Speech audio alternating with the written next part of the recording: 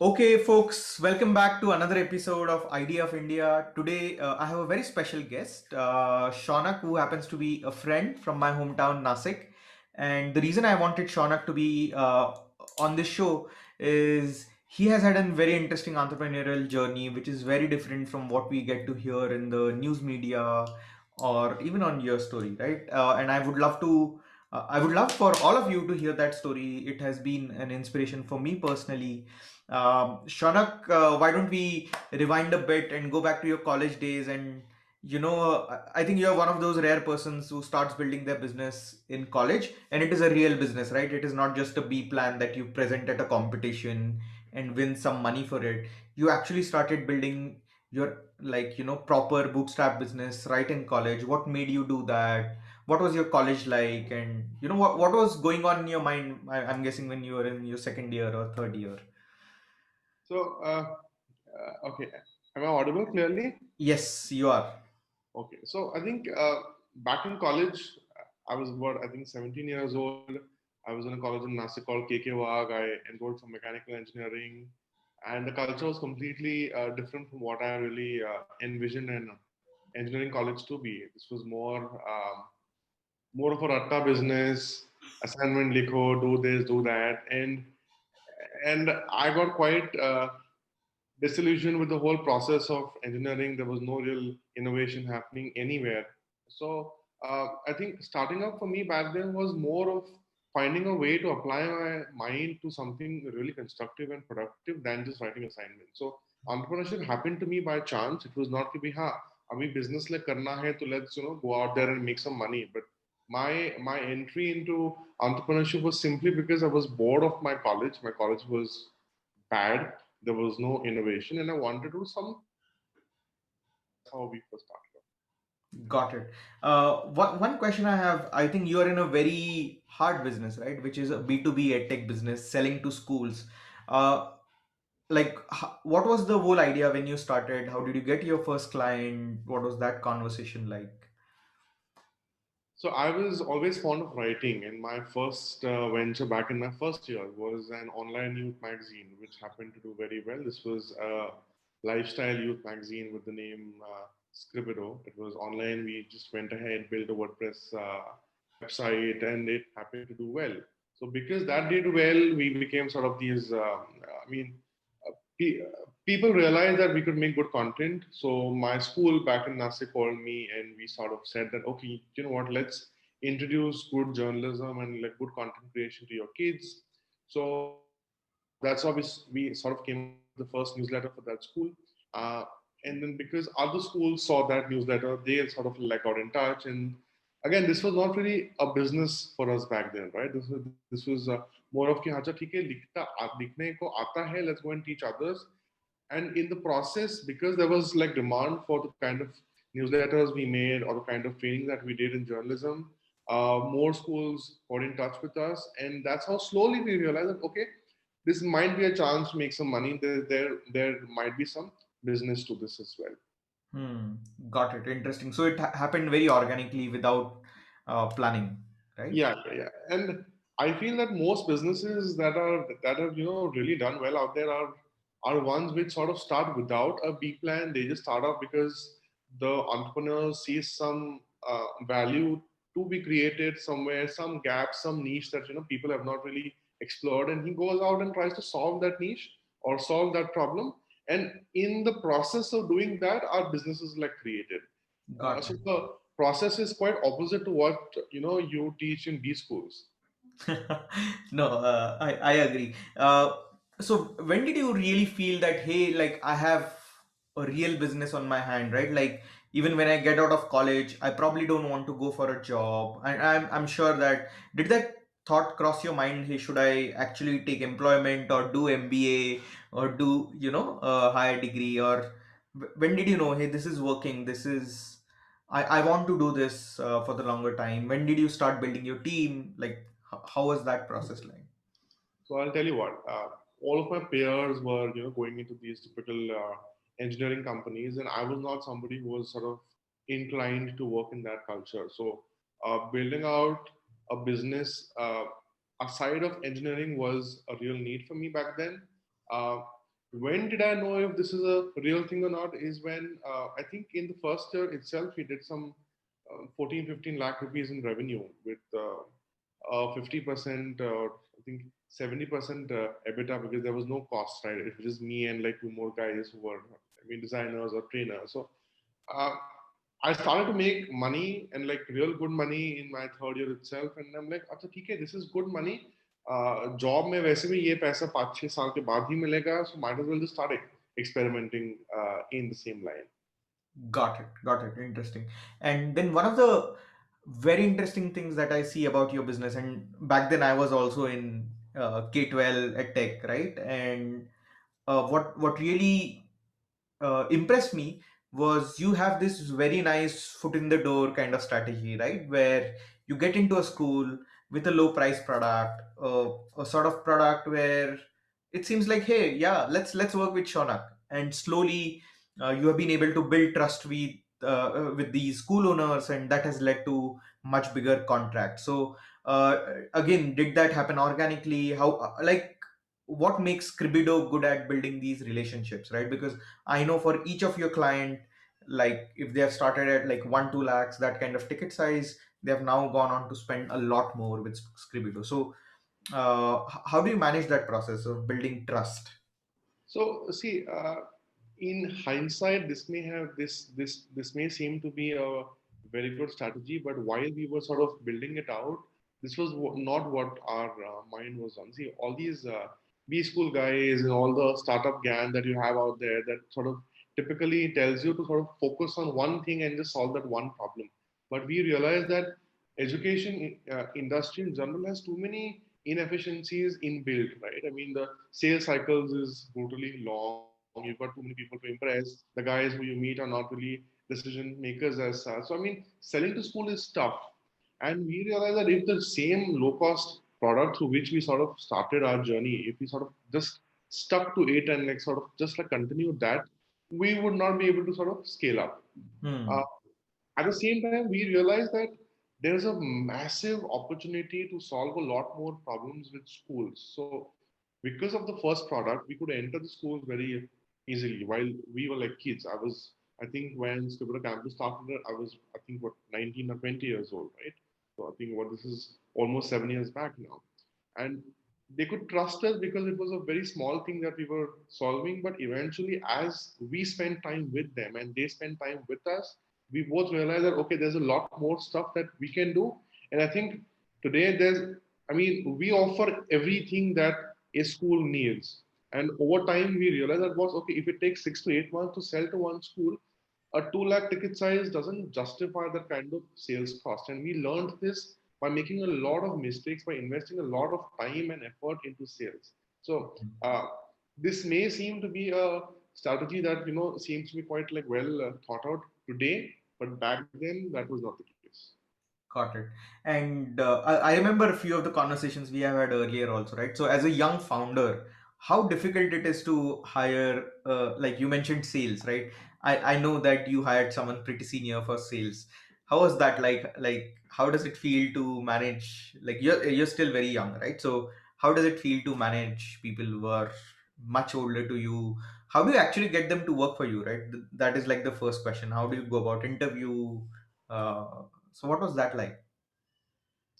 So I'm not sure if there's a strategy behind all of this, but uh, along the way, we made a lot of mistakes in terms of uh, figuring out the kind of talent that we need. And I think every entrepreneur out there who's just starting out needs to know that no matter how much gyan you get in your B schools or through your professors or through the ecosystem in general, unless you make a mistake of your own, you will never really learn how to do it the right way. For example, uh, I was taught early on that okay, you know what, hire the best talent that's sort of out there. That's what they all teach us. You know what, hire the A team, and don't go for the B team, etc., etc. So, as a young founder who reads your story and Next Big What and all these other portals, I went ahead and did exactly that. But uh, in the process, I realized that every business is sort of built differently, and every business has a different business need. And I don't necessarily need an A team to really scale up my own business. So for me, hiring an A team was a complete disaster because uh, they couldn't deliver what I really expected them to deliver and completely bombed on us. And we lost a lot of money in the process, a lot of debt, hence. But I mean, of course, it's all like paid back now. But in hindsight, it took time. It required me to hire very expensive guys, trust them with the company, trust them with the product, see them fail, go through the entire cycle to today realize the kind of people who are really needed. So it's taken about 6, 7 years, and I still make wrong hiring decisions. I mean, just yesterday, I was talking to one of my HRs. We hired this person recently, and this person is not what she's turning out, what she was supposed to be. And I was thinking to myself, how am I still going wrong with hiring people? So I think recruitment is something that only experience can teach you. No amount of gyan can teach you recruitment. And uh, the only thing that has sort of stuck with me is that you've got to fail fast to be able to learn new things. Correct, correct. One thing I also want to understand from you, right, Shaunak, is you're based out of Nasik, and there is I mean, I'm really proud what is happening in, cities like Nasik, cities like Indore, cities like Jaipur, and all these small town entrepreneurs taking over slowly. And the whole definition of what it means to be a startup, to be an entrepreneur is changing. But how does it feel? Like, I'm sure, like, when you read all these stories about funding, this, that, it's like, array, like, am I missing out on something? Did you ever think, hey, maybe I should move to something like, Bangalore or Delhi, or some of these hubs, so as to say? How's that process like as an entrepreneur from a tier 2 city? So I'll tell you what. Initially, when we just started out, of course, all these thoughts did like come to my mind, which is why I first moved to Pune in the first place. Like the move from Nasik to Pune in my fourth year was mainly to understand, okay, how is Nasik different from a Pune or a Bombay or a Bangalore? So in my travels, I met a lot of people, and so I mean to cut the long story short, while a Bombay and a Bangalore gives you access to a lot more capital and a lot more smart folks out there, it also has 10,000 more avenues for distraction as well. So there's too much faff, there's too much of just bullshit talk all over the place. I mean, people talk about random valuations and random things, and very few entrepreneurs out there in these big metros actually talk about building a cash flow focused business. See, Scribido for me, my story is not about starting up the way any of these portals out there portray us, keep X has raised X amount of funds and X is doing X amount of losses. For me, building a startup from day one has purely been about cash flow. कि इतने का बेचा, इतने का मैंने लिया, and that's about it. Although from the startup world, we do try and borrow concepts like what's your CSC, or what are your like growth levers, how do you try to like grow faster in life. But other than that, we are a cash flow focused business, and I think that's what Nasik is like giving me. We are a lot more uh, uh, to uh, to give you a better word. We're a lot more grounded to reality than I think my peers in metros. Got it. No, on that note, I think we have that is very important, right? Like, and I like that. I mean, the reality of being in a tier 2 metro, and that need to sustain yourself through revenues. I mean, through investment from customers rather than investment from investors. Scribido has been one of the. I have been really inspired by the story, right? Your product lines, even Scribido Talks. Why don't we talk about Scribido Talks, and how did you land up on I think it is an interesting aspect, right? And I'm sure it is a cash generating business for Scribido. What was Scribido Talk like, and how was the response from parents, from children? So see, we've always been or I personally have always been someone who, if I find a niche wherein I can sort of like create some kind of value, then we sort of find ways and try and do that.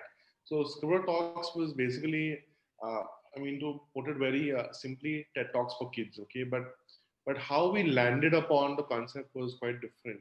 Um, so because of the campus supporter program, which is one of our product lines, Uh, we realize that children have a lot to say, but they can't really pen it down in the newspaper, which is also censored by the school management. So we realize that okay, there's a lot more that they want to say, but they're not taught how to really express their own thoughts, how to express their own original thoughts, right? In schools, they are taught elocutions, which is not what their thoughts are. It's just sort of narrating a particular essay or a particular passage, right? So we're like, okay, where's the platform for the child to originally think and originally pen down his own thoughts and to go out there and narrate those thoughts? So talks for us is basically this. We interview kids, we ask them to speak about their own authentic original story. Um, so I think the first session for this was again back in Nasik. Nasik is my pilot ground, so to say. I start things in Nasik and then take it elsewhere. So in Nasik, we had, I think, 1,800 kids who turned up for these auditions for talks. Out of these, we chose about 50 odd kids, and these were kids whose stories were genuine, authentic stories. Kids who spoke about real issues like women empowerment. So there was this one girl whose mom wasn't really allowed to work for many years, and these are the kind of real personal stories that I wanted these kids to sort of go out there and narrate. So we chose these kids based on their stories. Then the next step was to take them to how to really write down your own story. See, children are not taught to write their own thoughts down really well and then to go ahead and narrate it. So we took them through a 3-day workshop where the entire journey from an elocution to a real talk was mapped for them. They wrote down their own stories, they practiced their own stories, and then the last step was to go to a studio and to sort of narrate the whole story with whatever your costume is, whatever your props are, etc., etc. So talks for us was a sort of a B2C initiative where we really connected with parents directly and not the schools. But more importantly, it built a lot of goodwill for us in terms of how we are perceived from the parental perspective as well. We are now seen as somebody who's doing a lot more than just providing services to schools. And on the so what also happened is because of talks and because these sort of videos went up online, we also made money from the project. At the same time, it's a brilliant marketing tool for us, right? So because the videos end up going viral, other school principals end up connecting with us. Again, it becomes a low cost entry into the school. We enter the school now with talks as well, and then go and upsell to them. So again, the processes remain the same. You find value, you try and build a product onto that value, and then that product ends up sort of giving you much more than just pure monetary returns. Cool. No, that's really interesting to know that this is like the Scribido's flywheel, right? So there is an entry point, and love it, love the business. Thank you, Shaunak, for being on the show. Just before we end, do you have something to say to kids who are in college, who are thinking about starting a business, but are hanging out on, let's say, startup school or indie hackers, or there is just so much that is being thrown at people who want to start today, right? Like, what would you tell them? I think I just ask them to sort of stop worrying about all the restrictions that they have, maybe lack of funds or lack of resources or lack of time, and just to start out there and go and sell. I mean, the what the market will teach you is something no B school can ever teach you. No professor can ever teach you the kind of brutality that the market will teach you. So go out there, put yourselves out there. It's a very difficult market out there, but it will teach you a lot in the long term. And I think that's the way to start up today. Correct. No, so go out there and sell. Yeah. Thank you, Shaunak, for sharing that, and thank you for being on the show. Really loved our conversation, and looking forward to seeing Scribido's journey, right, and where it goes. Thanks a lot for tuning in, folks. If you're liking it, do let us know who should we be talking to next. We would love to talk to people from these tier two towns, and would love to hear their stories as well, as we also bring you stories from Bangalore and Delhi. Thank you for tuning in. See you.